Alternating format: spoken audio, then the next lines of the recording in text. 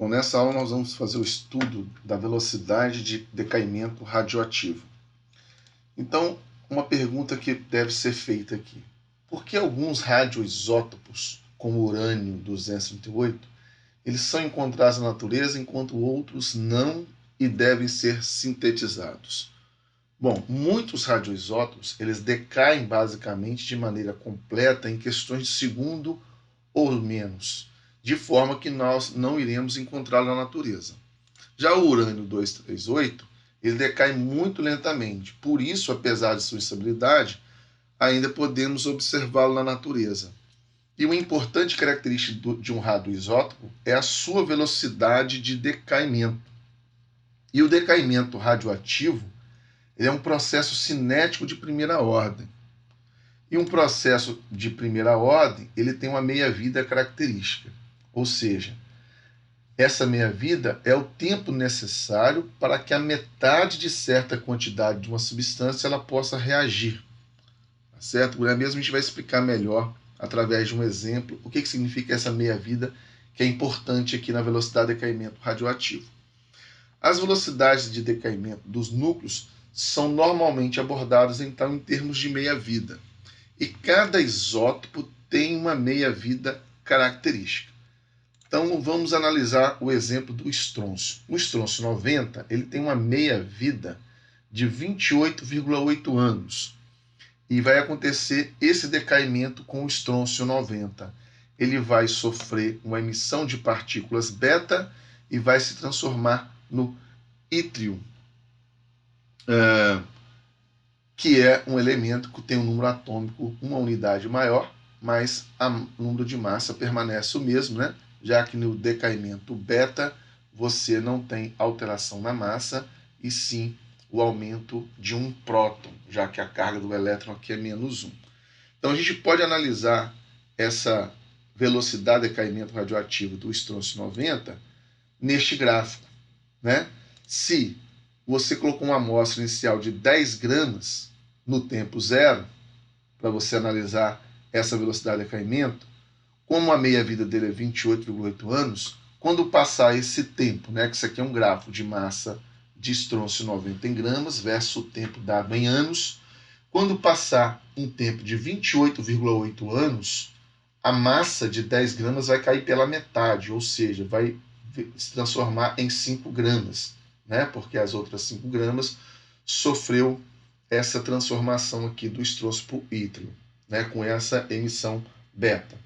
Então, após 28,8 anos, a metade da massa de 10 gramas que eu tinha, ela vai deixar de existir devido a esse decaimento aqui. Então, 10 gramas de estrôncio 90 vão existir depois de 28,8 anos, apenas 5 gramas.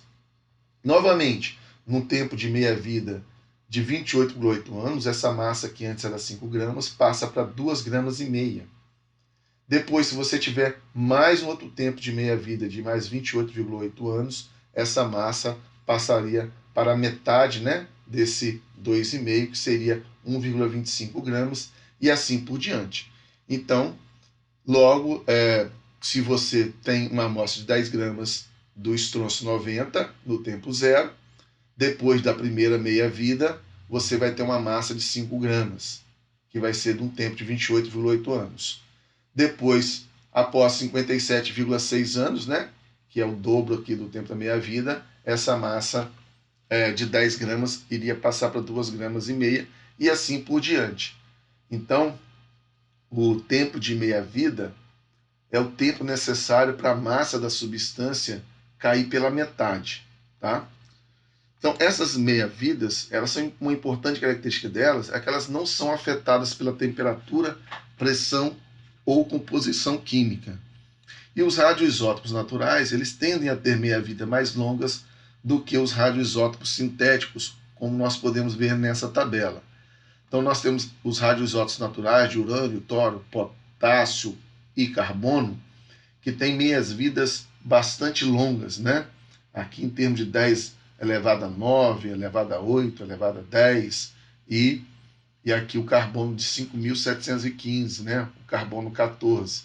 E aqui o tipo de decaimento que deve ocorrer aqui, né, nessa radioatividade desses radioisótopos naturais. Tem alguns que têm decaimento alfa e outros beta.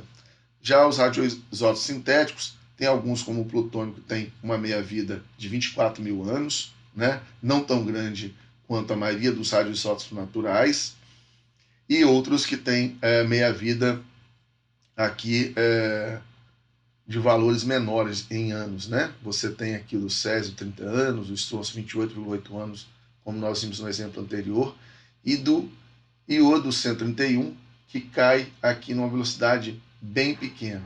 E aqui também o tipo de decaimento, se é alfa ou se é decaimento beta. Então, as meias-vidas, como nós vimos nessa tabela, elas podem variar de frações de segundos a milhões de anos.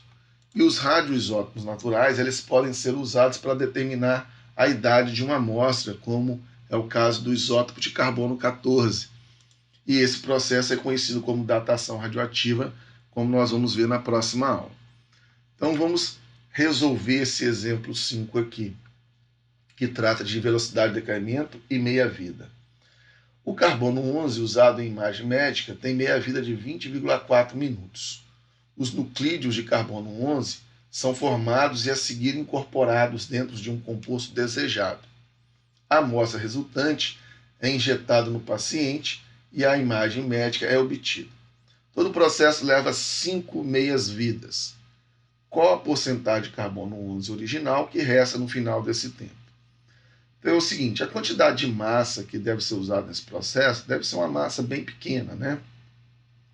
Mas como aqui está perguntando qual a porcentagem de massa de carbono 11, para ficar mais fácil aqui, eu vou considerar que existe uma massa de 100 gramas no processo. Claro que isso está muito além do que deve ser realizado na prática, né? Então, inicialmente eu considero 100 gramas e o final de massa que eu obtiver ao longo dessas 5 meias-vidas vai me dar o valor da porcentagem de carbono original, que vai restar no final do tempo, tá certo? Então, a gente nem vai usar muito aqui o valor de 20,4 minutos, porque ele já está dizendo para nós que leva 5 meia-vida. Então, o que nós vamos fazer é simplesmente uma análise assim. Considerando, então, a amostra de 100 gramas, depois de uma meia-vida, essa massa cai pela metade, para 50 gramas. Então, nós temos a primeira meia-vida aqui. A segunda meia-vida leva a massa a cair pela metade novamente. Então, de 50 vai para 25. A terceira cai pela metade novamente para 12,5. A quarta cai pela metade novamente para 6,25. E a quinta meia-vida cai pela metade novamente, que seria 3,125 gramas.